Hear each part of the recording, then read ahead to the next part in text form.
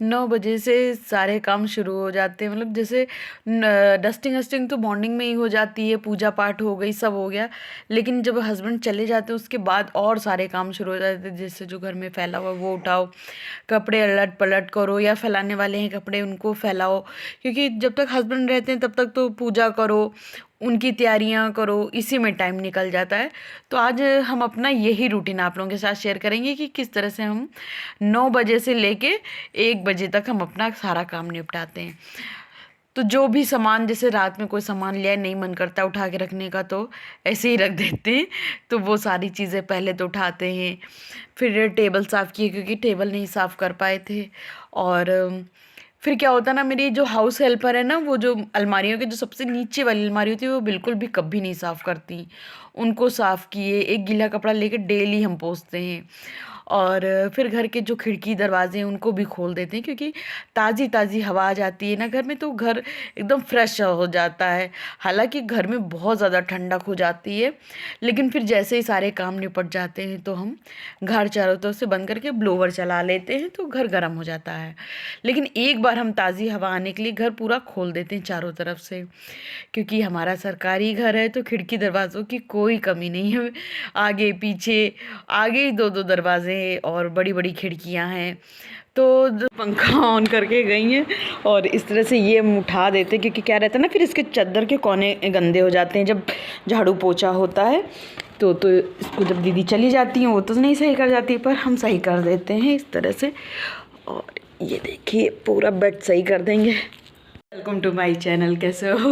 और आज ब्लॉग थोड़ा लेट शुरू किए हैं। लेट मीन्स आप लोगों से लेट मिले हैं, काम वाम पहले निपटाते रहे और मिलने में आप लोगों से थोड़ा सा टाइम लगे, उसके लिए बहुत बहुत sorry.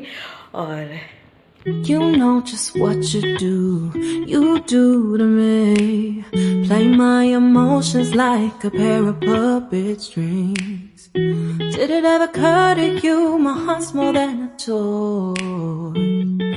Please go easy on me, babe.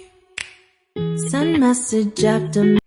सारी मिर्चियों को धूप में अच्छे से सुखा लेंगे, क्योंकि जब भी कोई अचार बनाओ और उसको धो ना, तो फिर धूप में खूब अच्छे से सुखा लेना चाहिए। पानी का एक भी अंश ना रह जाए, वरना अचार ख़राब हो जाएगा। फिर मेरे पास दूध काफ़ी सारा इकट्ठा हो गया था, तो आज बनाना था पनीर। तो जो भी मतलब गैस के ऊपर सामान था, जैसे ओट्स का एक पॉट था और ताज़ा दूध गर्म किए थे, तो उसको वहाँ से हटाया, क्योंकि डर लग रहा था ना छींट ना चली जाए तो मेरा अच्छा ताज़ा दूध भी फट जाए। तो हमने पनीर बनाने के लिए रख दिया है और आए थे टीवी की आवाज़ म्यूट करने, वरना कॉपीराइट आ जाएगा। तो अब जा रहे हैं कढ़ी पकौड़ा बनाने। इससे पहले जो मेरा बासी दूध रखा था तो दीदी के लिए निकाले थे। दीदी ना सिर्फ दूध की ही चाय पीती हैं, तो उनके लिए दूध की चाय बनाया और अब ये फ्रिज में दूध चला जाएगा। और अब जाएंगे, प्याज छील लिए थे, दीदी थी तभी प्याज छील लिए थे। बस अब फटाफट से कट करेंगे, बनाएंगे kadhi pakora. You know just what you do to me. Play my emotions like a pair of puppet strings. Did it हम अपने हॉल में टीवी के सामने बैठ के ही कढ़ी पकौड़े की तैयारी करने लगे थे।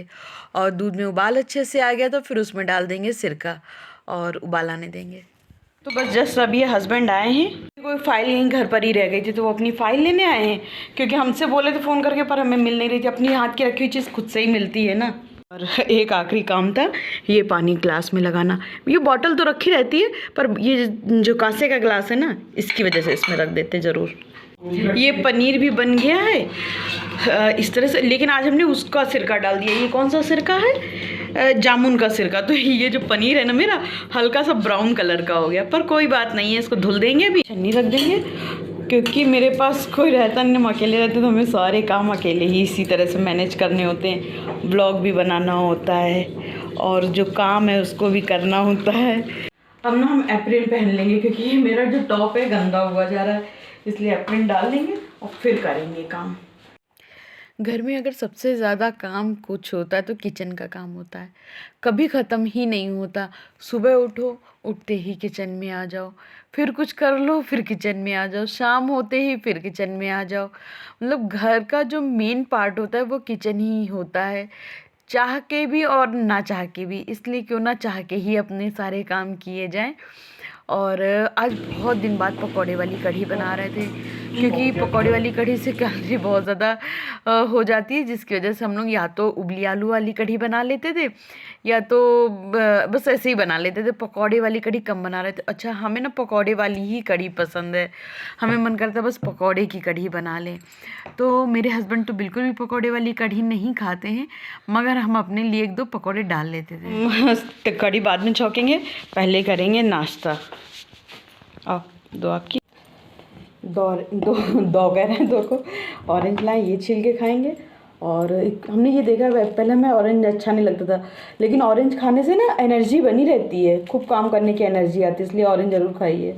नाश्ता वाश्ता करके इतना पेट भर गया है, अब मन नहीं कर रहा कढ़ी बनाने का, मन कर रहा है चुपचाप लेट जाए और सो जाए जाके, लेकिन कहाँ ऐसा हो सकता है, भी बनानी पड़ेगी कढ़ी।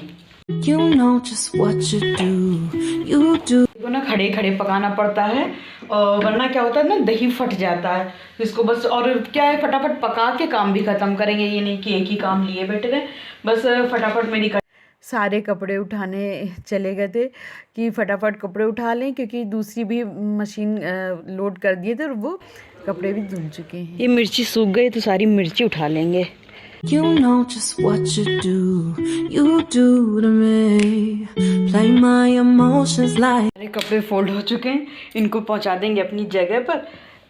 उठाना बड़ा मुश्किल है कपड़े यार, पता नहीं कितने सारे हो जाते हैं, रहने के लिए तो हम 2 ही लोग हैं, और कपड़े देखिए, और जबकि हम रोज़ के रोज़ धोते हैं, फिर भी इतने सारे कपड़े हो जाते हैं कि बस पूछो ही ना। ये पकने में पड़ी है और उसको मतलब पका भी रहे हैं, और इधर ब्लैंकेट रख लिए हैं कि कढ़ी जैसे पक जाएगी वैसे हम थोड़ी देर रेस्ट करेंगे, क्योंकि थक चुके हैं बहुत ज़्यादा। बड़े मज़े से था कि अब रेस्ट करेंगे, कढ़ी बन चुकी है, लेकिन रेस्ट कहाँ।